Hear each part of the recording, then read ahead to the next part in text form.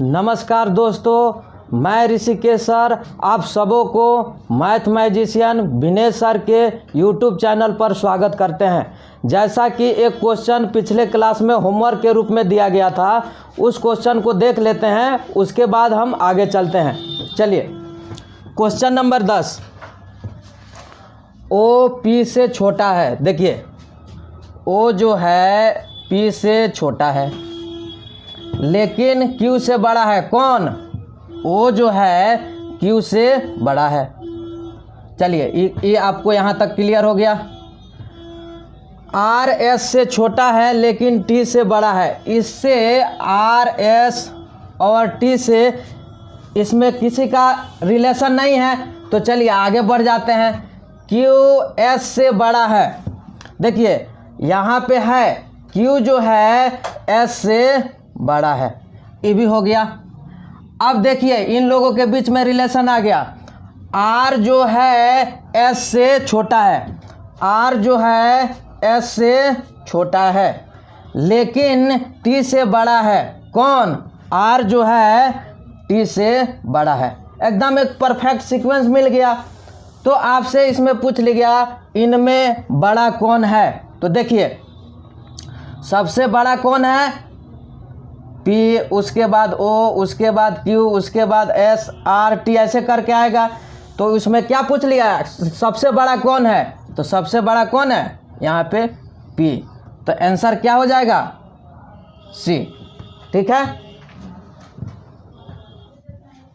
Mathematical sequence से 10 question हम देखे थे। वह 10 क्वेश्चन उसमें जितने टाइप है उसको ध्यान में रखते हुए बताया गया है। अब एक फ्रेश टॉपिक स्टार्ट करते हैं, सर्कुलर सीक्वेंस। जैसा कि एक पीछे में आपको कथन डिस्प्ले हो रहा है और उस पर आधारित 2 से 3 क्वेश्चन पूछे गए हैं। तो हमेशा इस टाइप से सर्कुलर सीक्वेंस से जो रिलेटेड क्वेश्चन होते हैं, आपको ऊपर में कथन दिए हुए होते हैं और उस पर आधारित क्वेश्चन पूछ लेता है। तो चलिए देखते हैं कि सर्कुलर सीक्वेंस को कैसे हल करते हैं और एक अटेम्प्ट में कैसे इसको सही कर लेंगे। चलिए इसको देखते हैं। पहले कंसेप्ट को देख लीजिए। सर्कुलर सीक्वेंस में बैठे अगर व्यक्ति है उसके लिए क्या बायां क्या दायां, जैसे कि मान लीजिए यहाँ पे कोई व्यक्ति बैठा हुआ है, सपोज मान लीजिए इसको ऐसे ट्रीट किए, तो ऐसा नहीं है आप जैसे हैं वैसे उसको मान के बनाना है। जैसे आपके लिए लेफ्ट इधर, राइट इधर, तो वैसे ही मान के बनाना है। अगर इस व्यक्ति का जो फेस है सेंटर की ओर हो, तो अगर इस व्यक्ति का अगर फेस जो हो जाए सेंटर से बाहर की ओर हो जाए, मतलब वृत्त के बाहर की ओर देख रहा है, तो यहीं सीक्वेंस बदल जाएगा। यहीं सीक्वेंस बदल जाएगा। जैसा कि एक क्वेश्चन में आपको पूछा गया है, यदि उनके चेहरे वृत्त के बाहर की तरफ हो, तो जो बैठे हुए लोग हैं उनका चेहरा वृत्त से बाहर भी हो सकता है और वृत्त के केंद्र की ओर भी हो सकता है। तो जैसा पूछेगा वैसा आपको जवाब देना होगा। तो चलिए देखते हैं, इसको बना के देखते हैं और उस पर सीखेंगे।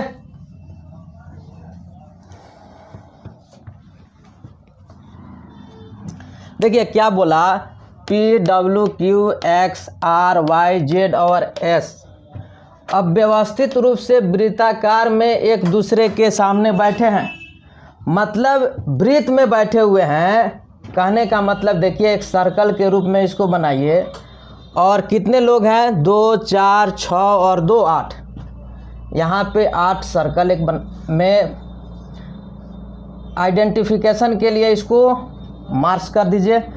और यहाँ पे जो है एक दूसरे के आमने सामने बैठे हुए हैं। ठीक है, बना लिए। अब उस पे क्या कर दिया? स्टेटमेंट दे दिया हुआ है 1, 2, 3 और 4। देखिए कौन से स्टेटमेंट को पहले पढ़ना है और उसको लागू करना है। देखिए वहाँ पे जो डेफिनिट बैठा सकते हैं उसको पहले आप पढ़ेंगे और ज़्यादातर दूरी पे बैठा सकते हैं उसको पहले पढ़ेंगे। जैसे हम स्टेटमेंट नंबर 4 को पढ़ते हैं। बोला x के बाएं से और y के दाएं से तीसरे स्थान पर s बैठा है। देखिए यहाँ मान लीजिए x के बाएं से और y के दाएं से तीसरे, तो x के बाएं से तीसरे स्थान पर s बैठा है, पहला दूसरा तीसरा स्थान पे बैठा है s, और y के दाएं से तीसरे स्थान पर s बैठा है, तो यहाँ होगा ना y, तब ना इसका दाएं से दाएं, y का दाएं इस साइड और y के बाएं इस साइड, तो y के दाएं तीसरे स्थान पे s बैठा है। मतलब आप 4 स्टेटमेंट को पढ़ते हुए आपको डायग्राम में प्लॉट कर लिए। अब इससे रिलेटेड, इस तीनों से रिलेटेड कोई डाटा है जो पढ़ लीजिए। देखिए P जो है न तो X और ना ही Z के बगल में बैठा है, मतलब कहने का सेंस है P यहाँ नहीं बैठेगा या P यहाँ भी नहीं बैठेगा। और Z आएगा तो देख लेंगे, आगे पढ़ते हैं। यहाँ देखिए Y ठीक Q और R के बीच बैठा है, Y जो है ठीक Q और R के बीच बैठा है। मान लीजिए कि Q यहाँ होगा, अगर R यहाँ होगा तब भी Y Q और R के बीच है। मान लीजिए अगर Q को यहाँ बैठाते हैं, R को यहाँ बैठाते हैं, तभी तो बीच में है।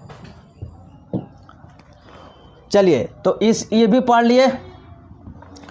अब देखिए यहाँ तीसरा को पढ़ते हैं। Q के दाएं Z है, अगर यहाँ आप Q को बैठाइएगा तो Q के दाएं तो Y आ जाएगा, तो इसका मतलब Q यहाँ से यहाँ पे नहीं बैठा है, Q यहाँ है, तो Q जब यहाँ हो जाएगा तो R यहाँ से हट जाएगा, तो Q के दाएं क्या है, Z है, Q के दाएं Z है। अब देखिए यहाँ भी P नहीं बैठ सकता है, यहाँ भी P नहीं बैठ सकता है, तो P बैठेगा कहाँ, यहाँ बैठेगा। और जितने भी हैं इसमें 8 लोग थे, देखिए 7 जगह भर गया, तो बचा हुआ जो है कौन बचा हुआ है, यहाँ पे W बचा हुआ है, W आ जाएगा। ठीक है। अब इस डायग्राम के बनते ही 3 जो क्वेश्चन पूछे हैं आराम से आप बता सकते हैं। X जो है डैश दे दिया के बीच बैठा है, जो X है किसके किसके बीच में है, देखिए यहाँ W और R, देखिए ऑप्शन में B है W और R। दूसरा क्वेश्चन को पढ़ते हैं। S के बाएं कौन बैठा है, देखिए भाई S कहाँ है, X के बाएं कौन बैठा है, Z। S के बाएं कौन बैठा है, Z, ऑप्शन में एक को टिक करेंगे। अब कहता है यदि उनके चेहरे वृत्त के बाहर की तरफ हो तो W किसके बाएं होगा, मतलब अगर सभी का चेहरा वृत्त से बाहर हो जाएगा तो W किसके बाएं होगा, मतलब इसके बारे में पूछा है। ठीक है, तो अगर P जो इधर मुंह किया हुआ है, अब इसका मुंह इधर हो जाएगा, तो P के बाएं क्या हो जाएगा, P किसके, मतलब जो पूछा यहाँ W किसके बाएं होगा, तो P के बाएं होगा, मतलब आंसर क्या होगा, C। ठीक है, तो ये सब क्वेश्चन में क्या है, जो भी स्टेटमेंट आप पढ़ते हैं उस स्टेटमेंट को पहले लागू कीजिएगा जिसमें क्या है, जिसमें ज़्यादा लोग इन्वॉल्व हो और आप निश्चित बैठा सकें, और ज़्यादातर दूरी ले रहे हो तो उनको पहले बैठा दीजिएगा, और पहले बैठाने के बाद जो उनसे लिंक होगा उसको बैठाइएगा, तो इजी वे में आप कर पाएंगे। ठीक है, चलिए अब अगला क्वेश्चन देखते हैं सर्कुलर सीक्वेंस का। Question number 2। एक वृत्त में 5 लोग A, B, C, D और E एक दूसरे की तरफ मुंह करके बैठे हैं, E किनके बीच बैठा है, क्वेश्चन मार्क। अब इस क्वेश्चन में क्या दे दिया, कथन दे दिया, 1 में दे दिया बी के बाएं और ए के दाएं बैठा व्यक्ति एक ही है। दूसरा दे दिया कथन डी बी के दाएं बैठा है। तीसरा दे दिया ए जो है ई और सी के बीच में बैठा है। तो कह रहा है सही विकल्प चुने। ऑप्शन देखिए, ऑप्शन में क्या दिया, केवल 1 और 3 2 पर्याप्त है, मतलब इसको करने के लिए, मतलब आंसर देने के लिए। बी में बोला है केवल 1 और 3 पर्याप्त है। सी में बोला केवल 3 पर्याप्त है। डी में बोला तथ्य अपर्याप्त है। इस कहने का मतलब है जो भी दिया हुआ है इससे आप ई किन के बीच बैठा है ये नहीं निकाल पा रहे हैं, इसका मतलब ये है। यह जो क्वेश्चन है रेलवे एनटीपीसी एग्ज़ाम 2016 में पूछा हुआ क्वेश्चन है। चलिए इसको देख लेते हैं। जैसे देखिए, एक वृत्त में 5 लोग बैठे हुए हैं, एक दूसरे की तरफ मुंह करके बैठे हुए। देखिए बैठा लीजिए, 1 2 3 4 और 1 5। चलिए आगे कथन 1 को पढ़ते हैं। इसको क्या आप बैठा सकते हैं क्या डेफिनेट जगह पर, बी के बाएं और ए के दाएं बैठा व्यक्ति एक ही है। देखिए डेफिनेट जगह पे कौन बैठा सकते हैं, देखिए डी जो है बी के दाएं बैठा है। डी मान लीजिए यहाँ आप बी कंसीडर करते हैं तो जो डी है बी के दाएं बैठा है। मान लीजिए यहाँ डी आ गया। चलिए मतलब इसको आप कर लेंगे। अब देखिए यहाँ पे आते हैं, बी आया है, बी के बाएं और ए के दाएं, मतलब बी के बाएं और मान लीजिए यहाँ ए बैठा होता तो ए के दाएं बैठा व्यक्ति एक ही है। मान लीजिए यहाँ कोई व्यक्ति आएगा तो देखेंगे, मतलब कहने का मतलब बी के बाएं और ए के दाएं, मतलब यहाँ कोई व्यक्ति आएगा, नहीं दिया हुआ है, सिर्फ दे दिया कि बैठा व्यक्ति एक ही है, मतलब एक ही व्यक्ति है। चलिए इसको आप किए। अब बोला ए ई और सी के बीच में बैठा है। कहने का मतलब जो ये है किसके बीच में बैठा है, ई और सी के बीच में बैठा है। कहने का मतलब है अगर तभी भी तो ए ई और सी के बीच बैठा है। अब कहने का मतलब है, अब देखिए क्वेश्चन में क्या पूछा, ई किन के बीच बैठा है। देखिए ई यहाँ भी है, ई यहाँ भी है, इससे क्लियर नहीं ना हो पाया कि ई एग्जैक्ट किस जगह पे बैठा हुआ है। तो जो ये आप तीनों स्टेटमेंट से इसको बनाए हैं तो ये डायग्राम यहीं आया है। तो इस डायग्राम से हम नहीं बता पा रहे हैं कि ई किन के बीच में बैठा हुआ है एग्जैक्ट, क्योंकि ई जो है यहाँ पे भी बैठा हुआ है, ई यहाँ पे भी बैठा हुआ है, और स्टेटमेंट के अकॉर्डिंग हमको क्लियर नहीं हो पाया है कि ई एग्जैक्ट किस जगह पे बैठेगा, यहाँ ही बैठेगा कि यहाँ बैठेगा। इसलिए आपको क्या होगा, ना तो 1 और 2 से आप आंसर दे पाएँ, ना आप 1 और 3 से आंसर दे पा रहे हैं, ना केवल 3 से आंसर दे पा रहे हैं। तथ्य अपर्याप्त है, मतलब जो भी दिया हुआ है उससे आपको डेफिनेट नहीं दिया है कि जिससे कि ई किन के बीच बैठा है पता चल सके। ठीक है, तो आपको क्या आंसर करना होगा, ऑप्शन नंबर डी, तथ्य अपर्याप्त है। ठीक है, चलिए क्वेश्चन नंबर 3 को देखिए। इसमें स्टेटमेंट के रूप में दिया हुआ है, पॉइंट वाइज दिया हुआ है, और आपसे पूछा, देखिए विनय, विनोद, विकास, वासु, वैभव, वरुण और विशाल। सबसे पहले तो नाम में ही देख रहे हैं सब स्टार्टिंग बी से है ना, मतलब व से है। एक वृत्त में केंद्र की ओर मुंह करके बैठे हैं। दूसरा दिया हुआ है वासु विकास के दाएं से तीसरा है।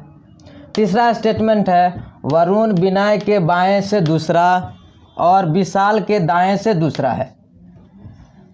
चौथा वैभव विनोद के 2 बार यहाँ लिखा गया है, विनोद के दाएं तीसरा है और वरुण का निकटतम पड़ोसी नहीं है।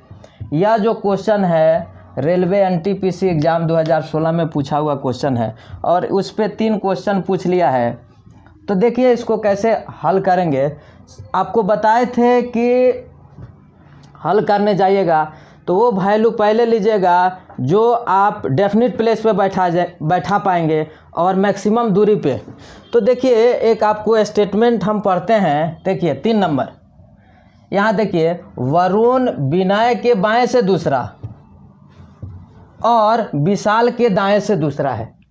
तो मैक्सिमम दूरी कवर करते हुए इसको बैठाया जा सकता है। देखिए कितने लोग हैं, 2, 4, 6 और एक 7। तो 7 के लिए एक जगह बना लीजिए वृत्त में, 1, 2, 3, 4, 5, 6 और 7। और सब क्या है, केंद्र की ओर मुंह करके बैठा हुआ है। चलिए बैठा लीजिए। चलिए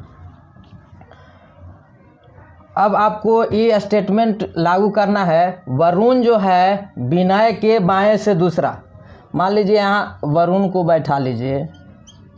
वरुण जो है विनय के बाएं से दूसरा, तो यहाँ हो जाएगा विनय, विनय के बाएं से पहला दूसरा। और विशाल के दाएं से दूसरा कौन, वरुण जो है विशाल के दाएं से दूसरा होगा, पहला दूसरा। चलिए 3 नंबर को लागू कर लिए। अब इससे रिलेटेड, इस तीनों जो आ गए, इससे रिलेटेड कोई डाटा है आपके पास? इसमें देखिए वासु विकास के दाएं से तीसरा है, इसमें नहीं बैठा पाएंगे। आगे चौथा वैभव विनोद के दाएं तीसरा है। देखिए इस स्टेटमेंट को पढ़िएगा तो कुछ लिंक आएगा। वैभव विनोद के दाएं तीसरा है और वरुण का निकटतम पड़ोसी नहीं है। कौन, वैभव जो है ना यहाँ बैठ सकता है ना वैभव यहाँ बैठ सकता है। मतलब निकटतम पड़ोसी कहने का सेंस क्या है, वरुण के दाहिने या वरुण के बाएं वैभव को आप नहीं बैठा सकते हैं। तो अब जो है वैभव जो है विनोद के दाएं तीसरा है। अब वैभव को बैठाना है, सोचिए कैसे बैठाएंगे। वैभव विनोद के दाएं तीसरा है। देखिए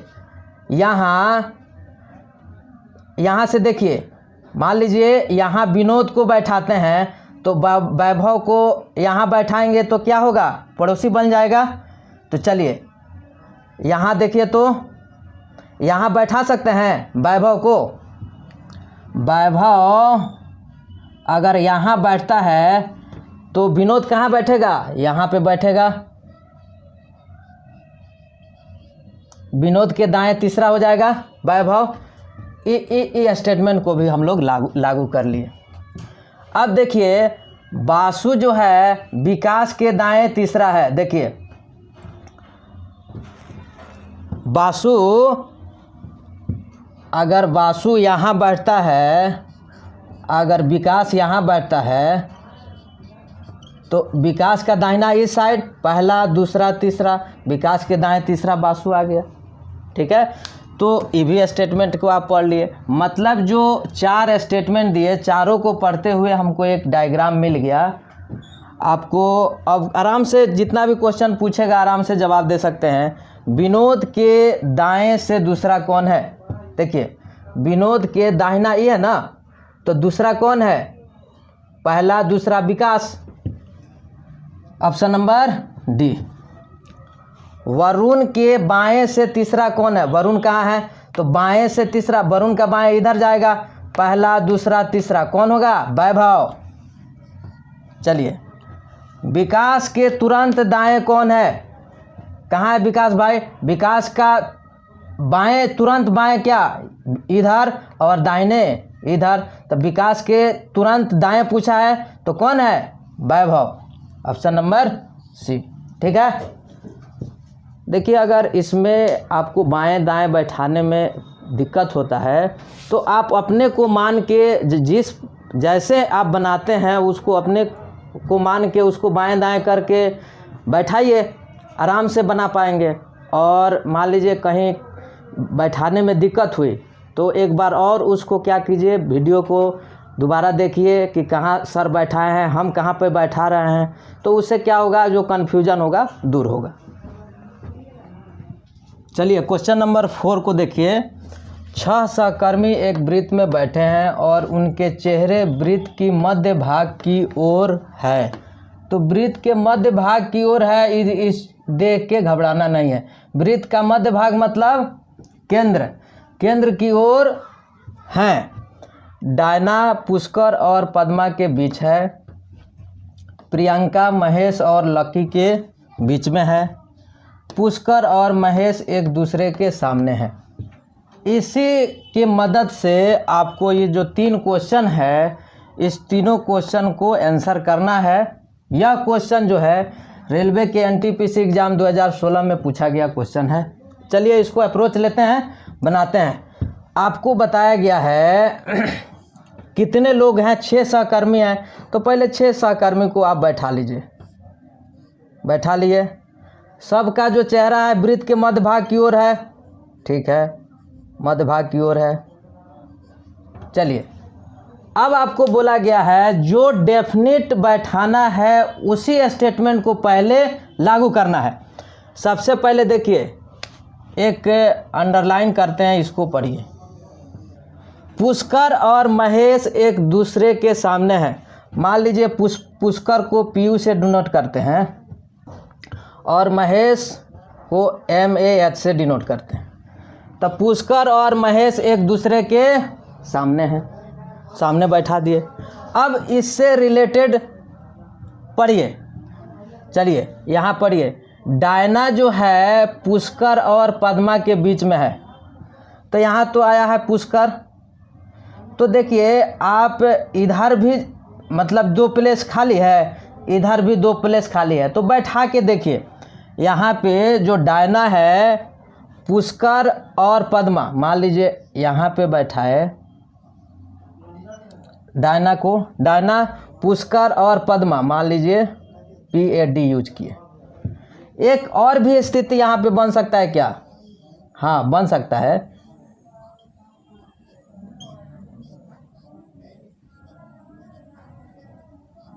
चलिए यहाँ महेश बैठा, यहाँ पुष्कर बैठा, और आपको क्या बोले अभी, पुष्कर और पद्मा के बीच डायना, जो यही ना आपको पढ़े, डायना जो है पुष्कर और पद्मा के बीच है। तो इधर भी तो बैठा सकते हैं ना भाई, जो डायना को बैठाना है पुष्कर और पद्मा के बीच, ये भी तो सही है। जितना ये सही है उतना भी ये सही है। अब चलिए आगे पढ़ते हैं। ये भी हो गया। प्रियंका महेश और लकी के बीच में है। कहाँ है भाई महेश? यहाँ है, यहाँ इसमें, इस डायग्राम में महेश यहाँ है। तो प्रियंका जो है महेश और लकी के बीच में है, इसमें भी बैठा सकते हैं। देखिए प्रियंका जो है महेश और लकी के बीच है। दो डायग्राम बनाए इस स्टेटमेंट से। अब देखिए आपसे क्वेश्चन पूछा, आप क्वेश्चन को पढ़िए। महेश के पड़ोसी कौन है? देखिए यहाँ पे महेश है, यहाँ MAH से महेश को डिनोट किया गया है। तब महेश के पड़ोसी कहने का क्या मतलब है? इसके जस्ट बाएं या दाएं। तो प्रियंका और पद्मा, यहाँ से भी क्या मिला? प्रियंका और पद्मा। तो प्रियंका और पद्मा, इसमें ऑप्शन नंबर कहाँ पे है? C में है, टिक कर दिए। क्वेश्चन नंबर 2 पे आइए। पद्मा के बिल्कुल दाईं ओर कौन है? ऑप्शन देखिए। चलिए पद्मा के पूछा, पद्मा के पास आ जाइए। बिल्कुल दाईं ओर कहने का सेंस क्या है? बिल्कुल दाईं ओर या बिल्कुल बाईं ओर, मतलब जस्ट। तो पद्मा के जस्ट दाएं कौन है? महेश है। तो इसमें है क्या कहीं? लेकिन इसमें कहीं देखिए तो है क्या? यहाँ पे ऑप्शन में देखिए, पद्मा के बिल्कुल दाईं ओर, यही ना है पद्मा के बिल्कुल दाईं ओर कौन है? डायना। इससे तो आंसर कर पाए ना, इससे नहीं कर पा रहे थे, इस 2 वे से बैठ रहा था ना। तो इससे आपका आंसर उसमें नहीं था ऑप्शन में, लेकिन इससे निकल गया। तो पद्मा के जस्ट बिल्कुल दाईं ओर कौन है? Diana, option number A. Priyanka के सामने कौन बैठा है? चलिए भाई, प्रियंका कहाँ बैठी है? यहाँ पे। प्रियंका के सामने कौन है? डायना। इसमें भी देख लीजिए, प्रियंका के सामने कौन है? तो डायना। प्रियंका के सामने क्या हो जाएगा? डायना हो जाएगा। ठीक है, तो आपको जहाँ पे दो दो कंडीशन बनेगा वहाँ पे बनाना होगा। मान लीजिए कि एक से आंसर नहीं निकल पाएगा तो हो सकता है कि दूसरा उसका आंसर करने में सहायक हो। ठीक है, चलिए नेक्स्ट क्वेश्चन, क्वेश्चन नंबर 5। इसमें भी देखिए आपको स्टेटमेंट दे रखा है और आपसे 3 क्वेश्चन पूछ लिया है, तो इससे डरना नहीं है, हमेशा स्टेटमेंट के रूप में देगा और उससे लड़ना है, जूझना है और आंसर सही करके आना है। जैसे देखिए हम पढ़ते हैं, पहला स्टेटमेंट, राधा, रेखा, राखी, रागिनी, रश्मि, रीमा और रेणु सब आर से ही स्टार्टिंग होने वाला नाम है। कन्फ्यूजन नाम में भी है, तो इसीलिए आप जो भी इस टाइप को जब बैठाइएगा तो यूनिक आइडेंटिफिकेशन कर दीजिएगा कि कन्फ्यूजन नहीं हो। केंद्र की ओर मुंह करके बैठे हैं। चलिए दूसरा स्टेटमेंट कह रहा है रीमा रश्मि के बगल में नहीं है। तीसरा स्टेटमेंट है राधा रागिनी के तुरंत दाएं हैं। चौथा है रेखा रीमा के बाएं दूसरी है। पांचवा है राधा रेणु के बाएं तीसरी है। स्टेटमेंट सब खत्म। उस पर अब क्वेश्चन पूछ लिया। क्वेश्चन नंबर 1, निम्नलिखित व्यक्तियों की जोड़ी में से किस जोड़ी का पहला व्यक्ति दूसरे के तुरंत बाएं बैठा हुआ है? मतलब ये पहला व्यक्ति आएगा और ये दूसरा व्यक्ति होगा, तो पहला व्यक्ति दूसरे के तुरंत बाएं होगा, तो ऐसे चेक करना होगा। ठीक है, बी में भी ऑप्शन दिया हुआ है राखी रेखा, सी में दिया हुआ है रीमा राखी, डी में दिया हुआ है रागिनी रश्मि। क्वेश्चन नंबर 2 पे आते हैं, रागिनी के बाएं दूसरी कौन है? ऑप्शन दिया हुआ है रीमा, राखी, राधा, रश्मि। क्वेश्चन नंबर 3 पे आइए, निम्नलिखित में से किस समूह में पहला व्यक्ति अन्य 2 व्यक्तियों के बीच बैठा है? मतलब ये पहला व्यक्ति अन्य 2 व्यक्ति ए आएंगे। तो पहला ऑप्शन में क्या है? रीमा, रश्मि, राधा। बी में क्या है? राखी, रागिनी, रीमा। सी में है रेणु, रेखा, रागिनी। डी में है रेणु, रेखा, रीमा। और यह जो क्वेश्चन है रेलवे एनटीपीसी एग्ज़ाम 2016 में पूछा हुआ क्वेश्चन है, और यह क्वेश्चन आपको हम होमवर्क के रूप में देते हैं। और इसको जो एप्लीकेशन आपको बताया गया है, स्टेटमेंट पढ़ के किसको पहले लागू करना है, उसको लागू करके इसको बना के जितने भी आंसर है उसको आपको कमेंट के माध्यम से करना है। और एक बात कहना चाहेंगे, जो लड़के इस वीडियो को नए देख रहे हैं उसको सबसे पहले उसको सब्सक्राइब कर लीजिए, और आज का सेशन आपको अच्छा लगे तो उसको लाइक ज़रूर कीजिए और उसको शेयर कीजिए। और कहीं पे भी अगर मान लीजिए कोई दिक्कत हो जाती है, अगर नहीं समझ में आती है कोई पार्ट को, तो उसको फिर दोबारा क्या करें, उस वीडियो को देखें। हम आशा करते हैं कि आपको समझ में आएगा। उसके बाद भी समझ में नहीं आता है तो आप कमेंट के माध्यम से पूछ सकते हैं। आज का सेशन यहीं तक रखते हैं। धन्यवाद, मिलते हैं नेक्स्ट सेक्शन।